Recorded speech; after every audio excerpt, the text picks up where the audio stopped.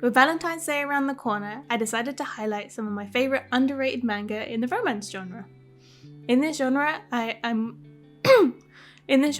able to see the love for each character blossom in real time. Whenever a spontaneous gesture is performed or a heartfelt compliment is said, my heart gets that warm fuzzy feeling on the inside and it's wonderful.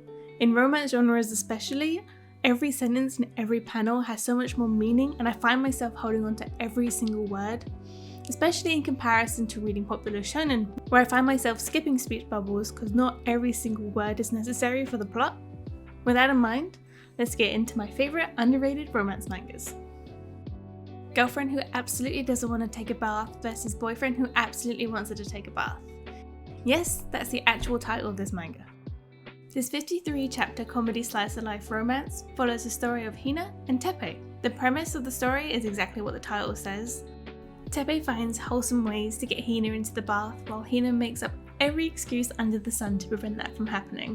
One of my favourites was Teppei finding a way to play Othello in the bath, and personally, if I could play Flamecraft in the bath, I don't think I'd ever leave. When reading through this, it didn't feel like I read 53 chapters. Each chapter was super short and digestible, so it felt more like 20, and I never really wanted the story to end. It was really sweet and really romantic, it was really nice. It is impossible not to be charmed by these two characters. The happiness that was shown within this manga was absolutely contagious, and it would be difficult not to finish this manga without a smile on your face. When it comes to the art, the artist did a great job of having such distinct characters. Not two characters look the same. Each and every character has a unique design and personality, which I feel is more that can be said about some popular manga artists. Yeah, I'm looking at you, Fujimoto. What I also highly appreciated about this was that despite this manga being themed on bathing, it was never lewd nor sexualized, it was just a wholesome story from start to finish. This manga also really understood their audience and drew a few extra chapters of Hina and Teppei's wedding scene. When it came to the wedding scene as well, it really drew out that magical moment that is shared among two people and their friends and family. This scene really allowed readers to soak up the moment rather than having a teeny tiny panel on the bottom that said, oh, they got married. Any anime or manga that has a wholesome wedding scene automatically gets an additional point added to its rating. I'm still waiting for the Vegeta and Bulma wedding scene.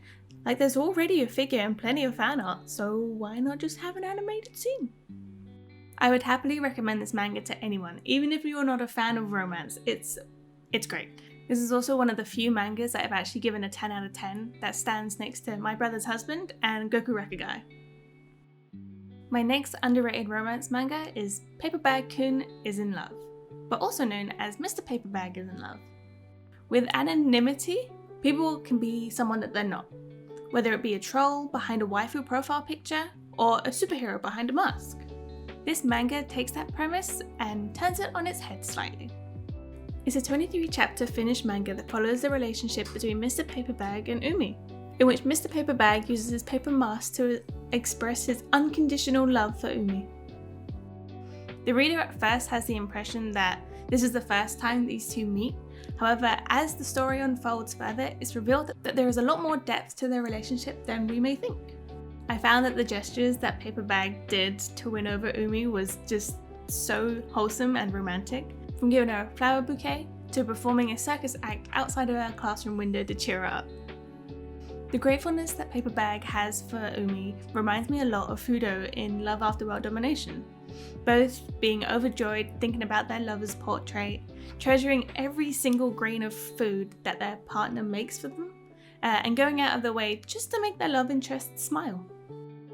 I also wanted to shout out Umi's character design as well, because she's not the typical female character that you would see in a romance manga. She's sort of an alternative design, which I found way more relatable, because as I was growing up, I never fit into the usual aesthetic crowd, and I always wanted to like stand out a little bit, but not too much, but still show off a little bit of my personality. But to summarize, I feel like it really hit the nail on the head when it comes to the topic of finding that relief once you find the one person that you want to share your life with. And there's no worry about hiding behind a mask or hiding behind a bag in this instance, as you're free with the one that you love. I did read this manga last year, and it just missed the 10 out of 10 mark, however I did score it a 9.5. So it was pretty up there. Next in my romance list is a finished 10-chapter manga called She Becomes a Tree. We're introduced to the character Kasaki, who is an office veteran who uses her disease to achieve multiple office tasks at once. And then we have Chishiro walk in, a brand new employee who ignores everything that everyone says, and her entire mission is to win over Kasaki's heart. Personally, I'm always fascinated with the idea of transformative beings and unique levels that they can bring to romance mangas. In She Becomes a Tree, you can really see Kasaki use her additional features to perform sweet gestures for Chishiro. Some of my favourite examples include making a shareable umbrella during the rain out of her leaves, extending one of her branches to hold Chishiro's hand during a scary movie, while also holding onto movie beverages, and then growing a tree beneath her and Chishiro's feet just to view the city nightlights. This manga also had such a unique visual style. I would say it's almost reminiscent of Danganronpa, especially with the colour block eyes. That being said, this artist is making a spin-off manga of Raincoat, the new game coming out by the makers of Danganronpa. Also, can we just have a moment of appreciation of the amount of fan art that this artist does for other franchises? The Uta art alone makes me want to continue my journey through One Piece. Going back to She Becomes a Tree, there is a monochromatic effect in which the only colour seen throughout this manga is the emerald tone of Kasaki's hair, a common style throughout the other works of Pagurata. I found that even though some of the panels weren't to the level of detail you would see in something like Oshi no Ko, the artist was still able to portray each emotion the character goes through within each panel. Not to say there weren't some beautiful panels within this manga. I found that this story resonated with me in the sense of feeling like an outsider in comparison to co-workers and even family members, but then losing that feeling once you share your world with that special person. Picture the Power Rangers and the evil space aliens, but they all have intertwining romantic relationships with each other. This is Love After World Domination, with the main ingredients being action, comedy, romance, and a sprinkling of ecchi. This romance story focuses on Fudo, aka Red Gelato from the Gelato 5, and Tasumi, the evil villainess of the Gecko organization. If this manga didn't have your heart smiling, then it would have your face smiling from laughter. The two main characters would make such complicated plans just to see one another. Not to mention, Fudo and his cakes cannot catch a break. Every time this man has tried to make a cake, something has gone wrong, and it has been hilarious. Every chapter, I found myself rooting for Tasumi and Fudo. They were so cute together. Their love for one another is incredibly contagious, and you can definitely see that in the opposing teams as well when they start forming romantic relationships with each other.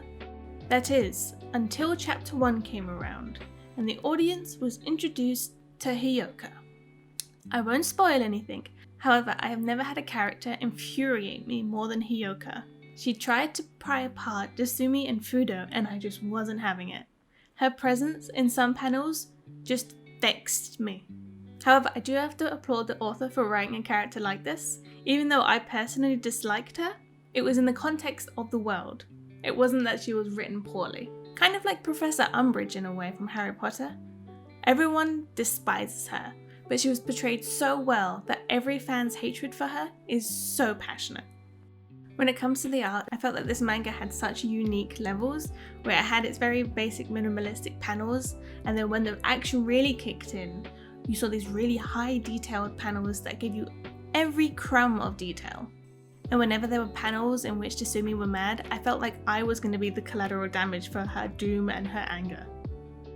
And despite Tasumi's outfit being relatively ecchi, I never felt that it drew away from the story that was taking place. And I never felt that they used the ecchi to increase the love between her and Fudo. I wish that this manga had physical copies. It's got a fully fleshed out anime with physical DVDs, but not yet a physical book. So if you're looking for a fun read, I would highly recommend reading Love After World Domination. The last manga that I would recommend in this video is a one-shot called Succubus And Thereafter, which alongside Love After World Domination, I have scored a 9 out of 10. And you may be thinking, oh, a succubus, I know what kind of love that will be. It's not that. It will happily exceed your expectations of a succubus. The synopsis of this is that a succubus married her high school lover. The relationship of her husband had been smooth sailing, but as the decades started to count up and up, there was a lack of intimacy that the succubus started to worry about. This is the story of 55-year-old Lulu and 55-year-old Messiah. As a reader, we do get to see memories into their past, seeing how the relationship blossomed, how they began to fall in love with one another, and how Messiah would try his best to protect Lulu as much as he can for who she was, not what she was. Some of these panels are so incredibly detailed, even though it was incredibly unnecessary, and the author did such a good job of having each character be so expressive with their features. When seeing this panel in particular, it really reminded me of the scene in the Dragon Ball's Battle of the Gods movie. How dare you! That's my power! In both of these scenes, we can really see that raw defensive passion that someone can have for their partner and the potential unpredictability that follows suit. I swear, both scenes give me goosebumps every time I consume them with my eyeballs. I just want to add as well, Lulu's aesthetic throughout this entire manga was so good. I feel like every single one of her outfits need to be put on a Pinterest board somewhere. Like, I'm trying my best to look cool, and she does it effortlessly. There's also a perfect cherry on top at the end of this manga, in which the author writes, "A love that transcends time and species." That's just so sweet. With that, those have been my favourite hidden gem romance mangas. Unfortunately, they are all digital at the moment, but fingers crossed they all have physical English releases in the future. If you have any recommendations, feel free to pop them in the comments below, as well as your thoughts on any of the manga that I mentioned above. But for now, I'm off to go romanticize Astarion and Karlach in Baldur's Gate. Bye!